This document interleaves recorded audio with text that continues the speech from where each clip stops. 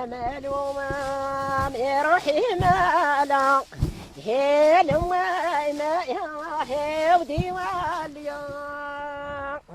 امرأة من ذاكرة الزمن الجميل، وجدناها منهمكة في عملية الحصد تحت درجات حرارة عالية هنا في قرية عفان ببلدية وادي الطاقة ولاية باتنا.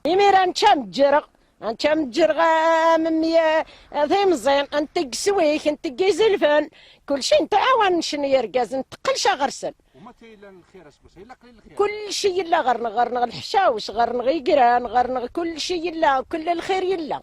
تزرع وتحصد وتربي الماشية. المهم بالنسبة لخالتي منصورة هو أن تقضي يومها في العمل. سرحق مجرق تحشاشق قاع زمانة طول تقضي القرط جمل سوم خضاف قارغ ذي لا بريست بريسيق قارغ الماشينة استرواثق زرعق مجرق كل شيء قطيخ تحبي غا قطيخ تحبي غا نفعق ما هني ذا يا الروح هذا النغزية ذرارين هذا الناس إذا السمساوي كاين يغليوك قارخ اللي خنتو قاوي خشان تغلبه.